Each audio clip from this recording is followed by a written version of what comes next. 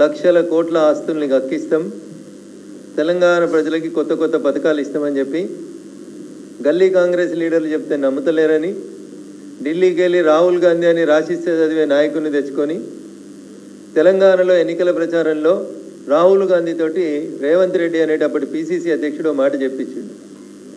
పేదోళ్ళ భూములు గుంజుకొని ధరణి పేరు మీద లక్షల కోట్లు సంపాదించిన ఒక్కొక్కరిని పండబెట్టి తొక్కి పేగులు మెడలేసుకొని కనుగుడ్లు తీసి గోటీలాడి భూములు ఇచ్చి ఎవరికి వాళ్ళకి న్యాయం చేస్తామని చెప్పి ముఖ్యమంత్రి రేవంత్ రెడ్డి గారు గొప్ప గొప్ప ఉపన్యాసాలు ఇచ్చారు.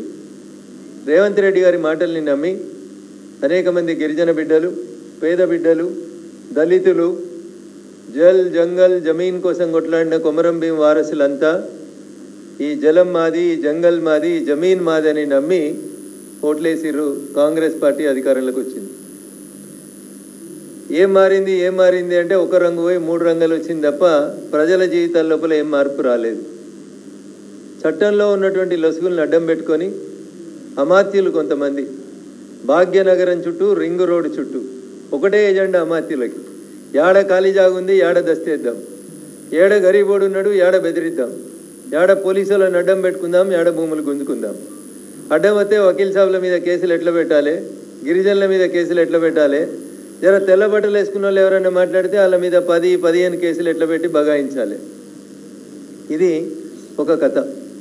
ఈ కథకి కర్త కర్మ క్రియ ఎవరంటే మీ భూముల్ని కాపాడుతామని, మీ భూముల్ని కాపాడేందుకు భూమాత చట్టం తెచ్చినామని అసెంబ్లీలో చాలా పెద్ద పెద్ద ఉపన్యాసాలు చెప్పినటువంటి మంత్రులే ఈ భూముల్ని కబ్జాలు చేస్తారు. ఈ కథ దాదాపు యవ్వలందరికీ అన్నిటి కథ. వాళ్ళు పుట్టినప్పటి నుంచి అదే భూమిని ఆధారపడ్డారు. ఈ భూమి మాది అన్నారు. ఆ భూములు వెనకడికి చెప్తారు కదా, తొండలు గుడ్లు పెట్టినటువంటి భూములు. మనిషి అనేటువంటి ఎవడు ఆ జాగలకు వ్యవసాయం చేసేందుకు ఇష్టపడినటువంటి భూములు. అట్లాంటి భూములు ఇలా రింగ్ రోడ్ పుణ్యమాని, కొత్తగా రాబోతున్నటువంటి త్రిబుల్-R పుణ్యమాని, వాటికి హెలికాప్టర్కి రెక్కలు ఎట్లా వచ్చినాయి, ఆ భూముల ధరలు ఎట్లా పెరిగినాయి. చాలా కాలం నుంచి ఒక పంచాయతీ నడుస్తుంది మెదక్, రంగారెడ్డి జిల్లాల మధ్యలో ఉన్నటువంటి 2 మండలాల మధ్యన. Now this is the fact. ఇప్పటిదాకా చెప్పింది స్టోరీ అయితే ఇప్పుడు చెప్పేది నిజం.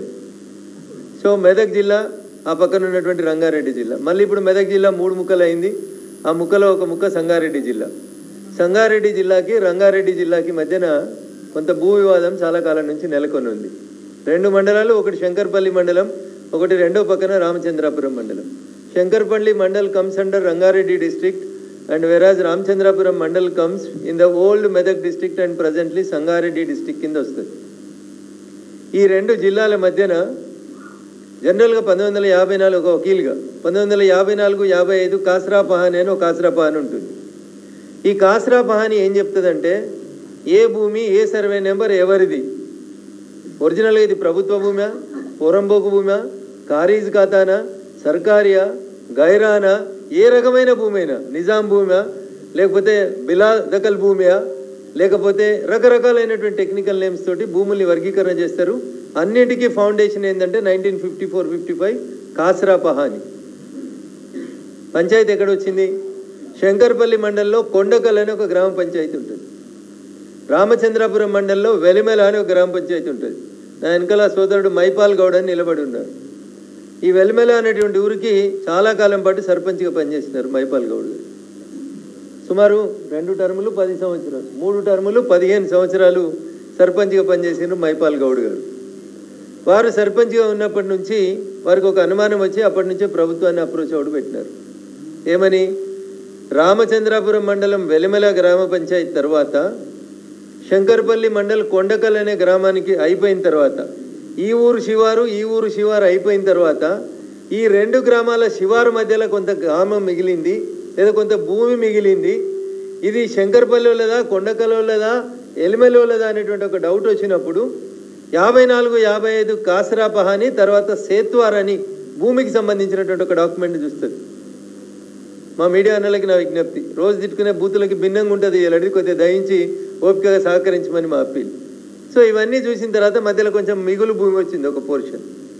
దాదాపు ఒక 450 ఎకరాలు ఇటు ఎలిమెలోళ్ళది కాదు, ఇటు కొండకలోళ్ళది కాదు అనేటువంటి భూమి మిగిలింది అని ప్రభుత్వ అధికారులు గుర్తించారు. అదృష్టం ఏంటంటే అప్పుడు భూమి ధర లక్షలనే ఉండే. కాబట్టి ఎవరు పెద్దగా పట్టించుకోలేదు. సో దాని మీద 1993లోనే 90 నుంచి 93 మధ్యలో ఈ గిరిజనులు పలు దఫాలుగా పోయి మేము భూమి దున్నుకుంటున్నాం, మాకు పట్టాలు ఇయ్యండి రెవెన్యూ అధికారుల చుట్టూ తిరిగిండ్రు. అక్కడ 2 తాండాలు ఉన్నాయి, పూర్తిగా గిరిజన బిడ్డలే అక్కడ నివాసం ఉంటారు. ఆ గిరిజనులు ఇక్కడ మేము భూమి దున్నుకుంటున్నాం, మాకు ఈ భూమి మీద హక్కులు ఇయ్యండి అని చెప్పిండ్రు. ఎన్నిసార్లు చెప్పినా ఎవరు పట్టించుకోకపోతే 1993లో మొట్టమొదటిసారిగా గిరిజనులు ఆంధ్రప్రదేశ్ సర్వోన్నత న్యాయస్థానం హైకోర్టును అప్రోచ్ అయ్యి నాసుంటే ఒక వకీల్తో దరఖాస్తు పెట్టించారు.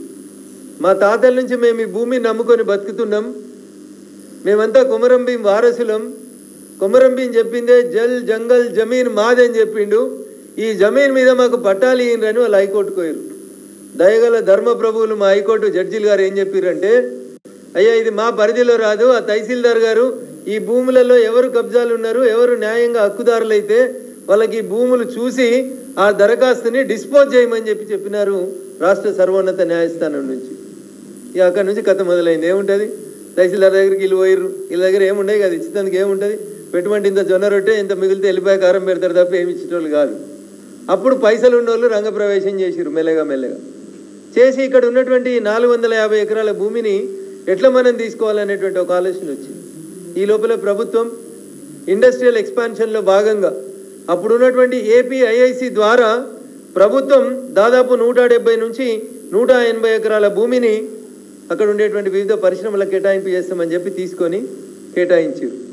అలా చిన్న పరిశ్రమలు ఉన్నాయి, పెద్ద పరిశ్రమలు ఉన్నాయి, రకరకాలైనటువంటి పరిశ్రమల పేరిట దాదాపు ఈ భూములలోంచి 170 ఎకరాల వరకు పరిశ్రమల పేరిట ప్రభుత్వ స్థలం కింద అర్రాజు చేసి పారిశ్రామీకరణ కోసం ఇచ్చారు. ఇక మిగిలింది ఎంత, 429లో దాదాపు ఈ 150 పోను మిగిలింది అంతా అట్లే ఉంది. వాట్ నెక్స్ట్ ఏం చేయాలనే విషయం లోపల రెవెన్యూ అధికారులకి కొంచెం ఇబ్బందులు వచ్చినాయి.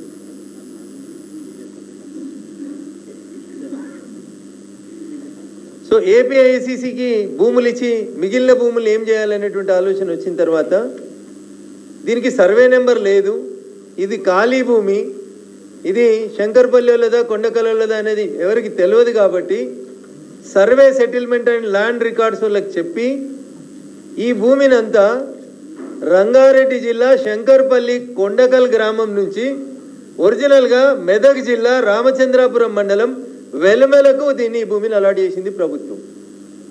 సో పంచాయతీ ఆఫ్ కొండకల్ అయిపోయింది. ఇక్కడికి భూమి మొత్తం ఈ మిగులు భూమి ఎక్స్ట్రా భూమి అంతా మెదక్ జిల్లా రామచంద్రాపురం మండలం వెలమెల అనే ఊరికి ఇచ్చి లాస్ట్ సర్వే నెంబర్ 330 కాడ అయిపోతే 331, 32, 33 ఇట్లా కొత్త సర్వే నెంబర్లు ఇచ్చి ఈ భూమి ఎవరైతే పొజిషన్లో ఉన్నారో వాళ్ళకి స్థలం ఇవ్వమని చెప్పింది.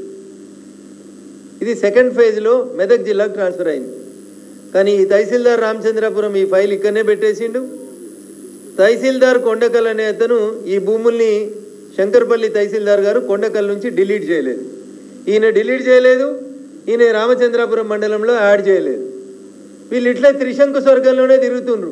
కనబడ్డ ప్రతి ఎమ్మెల్యేకి, కనబడ్డ ప్రతి లీడర్కి, కనబడ్డ ప్రతి స్టేషన్కి పోయి దరఖాస్తు ఇచ్చి అయ్యా మేము భూములు దున్నుకుంటున్నాం, మాకు పట్టాలు ఇయ్యండి అని అడుక్కుంటూ వచ్చింది. ఈ లోపల ఏం జరిగింది, ఈ రంగారెడ్డి జిల్లాలో ఒక పెద్ద భూస్వామి ఉంటాడు. ఆయన పేరు ప్రస్తుతం ఉన్న వాళ్ళ వారసుని పేరు విక్రమ్.